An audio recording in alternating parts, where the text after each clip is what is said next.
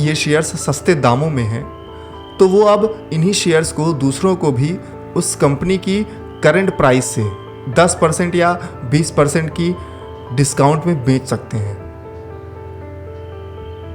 ऐसा ही कुछ अदिति ने वरुण को इस ऐप के माध्यम से शेयर खरीदते समय बताया था।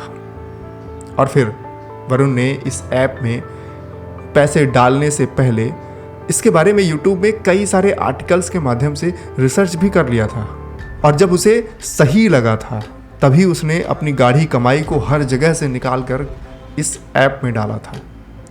वरुण इस कंपनी के बारे में दोबारा से इंटरनेट में रिसर्च कर रहा था कि तभी उसकी गर्लफ्रेंड अदिति का मैसेज आया। देखो वरुण, अगर तुम्हारी आईडी में 11 लाख रुपए सप्लीमेंट्री अमाउंट ऐड हो जाएंगे तो तुम्हें रिटर्न में 58 लाख रुपए मिलेंगे। सोचो, फिर तुम इस पैसे से अपने घर का लोन और बाकी के सारे कर्जे भी चुका पाओगे, और फिर हम अच्छे से शादी भी कर लेंगे।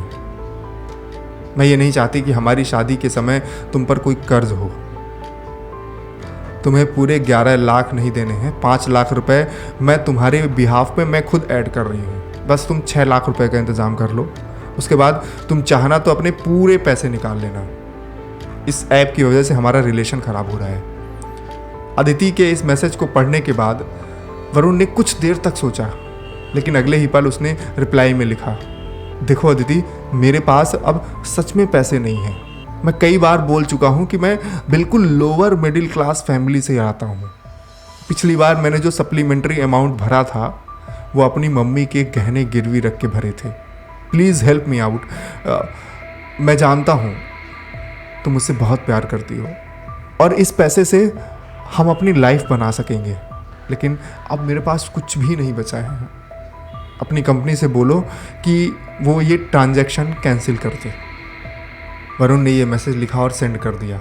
अगले ही पल